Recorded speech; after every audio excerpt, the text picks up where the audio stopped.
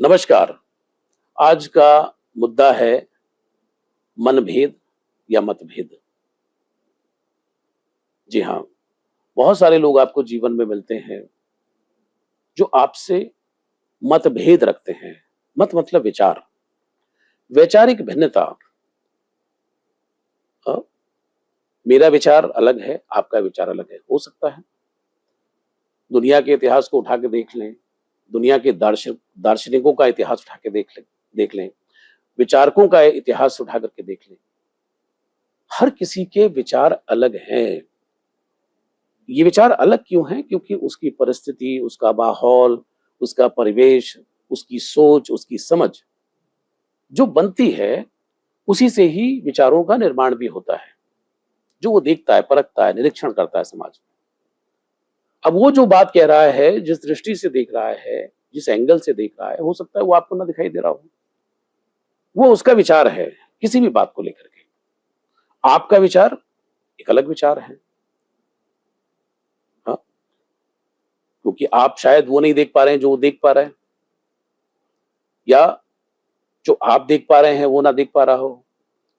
तो ये जो वैचारिक मतभेद है, ये एक लगातार चलने वाली प्रक्रिया है और ऐसा ही पहली बार नहीं हो रहा है।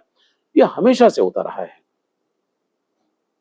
सैकड़ों, हजारों साल से वैचारिक मतभेद की परंपरा हमारे भारतीय समाज में भी देखने को मिलती है, इतिहास में भी देखने को मिलती है। वैचारिक भिन्नता कोई बहुत नई चीज नहीं है। कई लोगों के विचार से सहमत लोग नहीं होते हैं, कई लोगों को सजाएं भी दे दी गई, कई लोगों को मृत्युदंड भी दे दिए गए, क्योंकि उनके विचारों से एकाएक नहीं हुआ कोई भी। कई लोगों के विचारों से ये हुआ कि इन्होंने भाई देश की संप्रभुता को खतरा पहुंचाया है, इसलिए उनको अपदस्थ कर दिया गया, उनको हटा दिया गया, उनको राजगद्दी से हटा दिया गया। वैचारिक भिन्नताओं से बहुत सारी चीजें हुई हैं।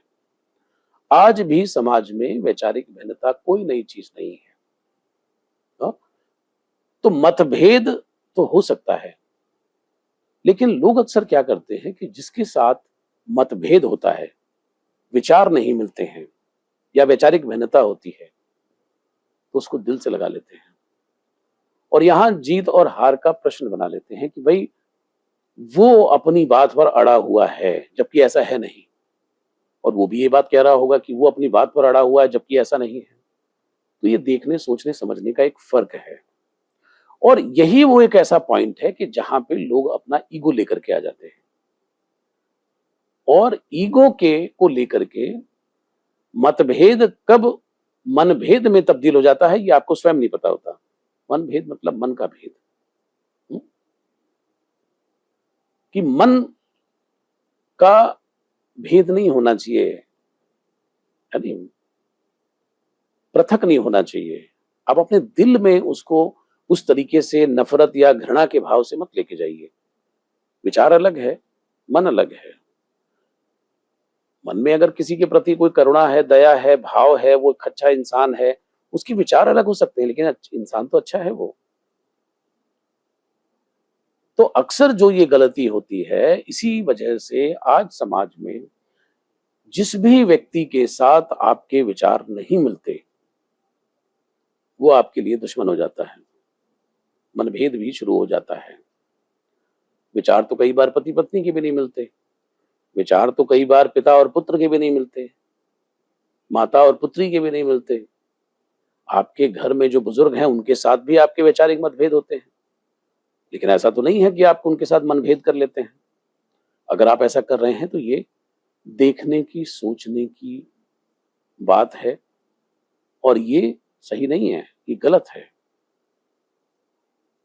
जिस प्रकार आप अपनी फैमिली से पृथक नहीं होते हैं, उसी प्रकार समाज में भी अगर किसी के भी साथ आपके वैचारिक मतभेद हैं, तो ठीक है, आप ये कह के कह सकते हैं कि ठीक है, ये आपका अपना विचार है।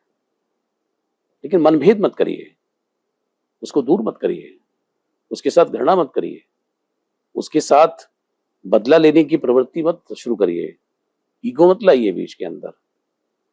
मैं ये बातें मैं इसलिए करता हूँ कि आज समाज में ये हो रहा है, ये बारीक फ़र्क, ये बारीक लाइन जो है, लोग नहीं समझ पाते हैं।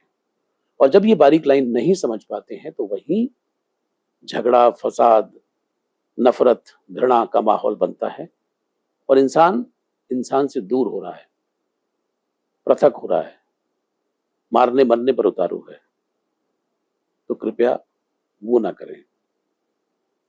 तो मैं फिर दोबारा कहता हूं कि मतभेद हो सकता है, लेकिन मनभेद ना करें। आज के लिए इतना ही। नमस्कार।